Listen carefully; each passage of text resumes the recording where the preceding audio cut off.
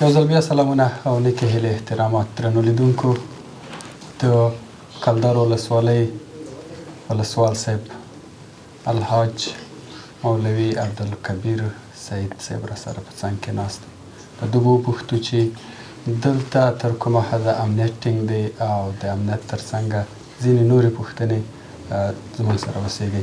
السلام علیکم مولوي صاحب. وعلیکم السلام. ستړي مه شئ. خیر اوسئ، مننه. خیر اوسئ.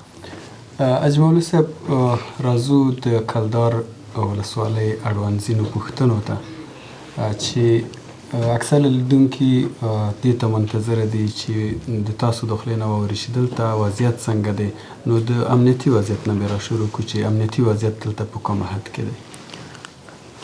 امنیتي وضعیت په اړه باندې به درته ووایو چې الحمدلله دلته امنیتي وضعیت 100% تأمین ده او خلکو ته هم ډاډ ورکوو، ځکه دا سرحدي ولسوالۍ ده او د سیاحت دپاره خلک راځي د ښار او د نورو ولسوالیو څخه دلته د سیاحت دپاره، او د دریاب غاړه ده، طبعا خلک مایان نیسي او دلته یې پخوي. نو د امنیت په برخه کې مونږ الحمدلله ټولو ته اطمینان ورکوو او دوی کولی شي چې هره ورځ هر وخت کې راسي خپل سیاحت وکړي، ځکه زموږ او ستاسې هیوادوال په دا 30-40-50 کلو کې په انقلابونو کې ډېرې ناخوالې ولیدلې. اوس الحمدلله دوی کولی شي د وطن هر ګوټ او د هرې ولسوالۍ هر ساحې او منطقې ته لاړ شي او هلته خپل سیاحت و منظرې دپاره خپل طبیعت برابر کړي، او دا امنیت مونږ ورته نیولی ده او د امنیت په برخه کې مونږ پوره اطمینان ورکوو. کلدار ولسوالۍ د هیواد یو له هغو ولسوالیو ده چې هغه د ازبکستان سره هم مرزه ده که نه؟ نو خامخا یو داسې لرې پرته سیمه په دې کې به قاچاق هم شتون لري. نو تر کومه ځایه پورې تاسو د قاچاق مخه نیولې ده؟ طبعا دا هو سرحدي ولسوالۍ ده. سرحدي ولسوالۍ کې طبعا د قاچاقو دغه جرأتونه یا قاچاقو ځلې خلک کوي چې قاچاق وکړي، خو د دې قاچاقو په هکله باندې مونږ الحمدلله امنیتي ځواکونه شپه ورځ ګزمې لري، سرحدي پوستې دي، سرحدي کنډکونه دي د قول اردو دفاع مربوط. نو د دوی سره مونږ ښه پوره همغږي ده. نو شپه ورځ دا سرحد ساحې مو شپه هم ګزمه لرو، د ورځې هم ګزمه لرو. نو هیڅوک نشي کولی چې دلته یو تخطي وکړي یا د قاچاقو خبره دوی وکړي یا د قاچاقو کوشش وکړي. نو په دې تړاو باندې مونږ پوره اطمینان ورکوو ملت او خلکو ته، او د حکومت ته هم اطمینان ورکوو چې د قاچاقو مخه مونږ پوره نیولې ده. هیڅوک نشي کولی په دې لارو باندې په دې ولسوالۍ کې په هره مربوطه ساحه کې قاچاقو ته لمن ووهي او قاچاق وکړي. حاجي مولوي صاحب، د کلدار ولسوالۍ مایان ډېر شهرت لري په بلخ ولایت کې، تاسو ته ډېر حساب معلوم. تر کومه حده پورې تاسو په دوی باندې کنټرول لرئ چې په هیوادوالو باندې قیمته خرڅ نه کړي؟ دلته خو خلک راځي کلدار ولسوالۍ ته د سیاحت دپاره.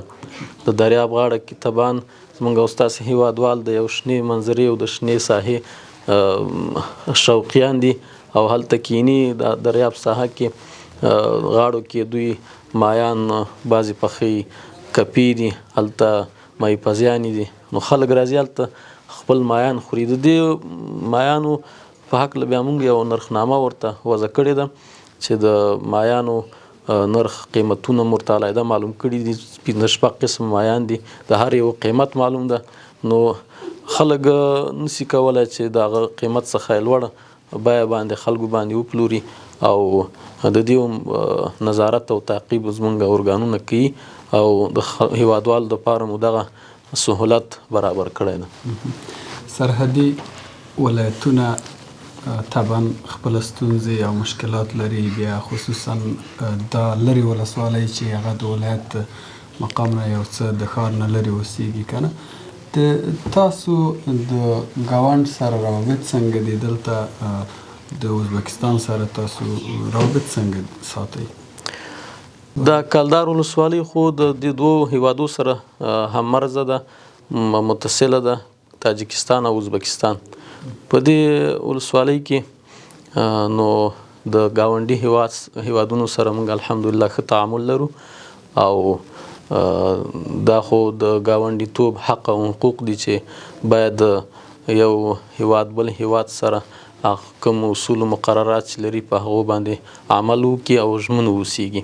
نو موږ هم الحمدلله ګاونډي هیوادونو ته هم اطمینان ورکوو، زموږ د خوا نه پوره کوم اصول او قانون لرو هغو ته ژمن دي او هغه مراعاتوو، او دوی ته هم اطمینان ورکوو، او دوی هم موږ سره ښه ګاونډیتوب لري الحمدلله. ښه راکړه ورکړه د اقتصاد په برخه کې موږ سره ډېر ښه دلته بندر لري، په دې کې هر نوع اموالو د انتقال او د پلورو دغه زمینه ورته برابره سوې ده، او ښه تعامل لرو د هیوادونو سره. ډېره مننه حاجي مولوي صاحب، دا چې خوندورې خبرې دې لیدونکو ته وکړلې. نو که بیا هم څه پیغام لرئ د موږ کامره د تاسو په خدمت کې ده. نو موږ پیغام او هیله د هیوادوالو څخه دغه ده چې دغه کوم نظام چې دا الحمدلله دا ډېر په قربانۍ او ستړیاو باندې لاسته راوړی ده، د دې مسؤلینو سره همکار پاتې سي، د دې مسؤلینو سره ودرېږي، د دې نظام سره همکاري وکړي په هره برخه کې، که د امنیت په برخه کې، په هره برخه کې موږ همکاري غواړو ترېنه د ټولو هیوادوالو څخه، او دا اطمینان هم ورکوو ټولو ته چې د امارت اسلامي مسؤلین ټول ستاسې په خدمت کې دي، زموږ دروازې ستاسې پر مخ خلاصې دي، هره نوع خدمت ته شپه ورځ انشاءالله رسیدګي کېږي. خیر، ډېره مننه. درنو لیدونکو، دا د کلدار ولسوالۍ محترم ولسوال صاحب درنې او قدرمنې او آموزنده خبرې چې تاسو واورېدلې. نو زموږ سره اوسېږئ، زموږ خپرونه لا هم دوام لري.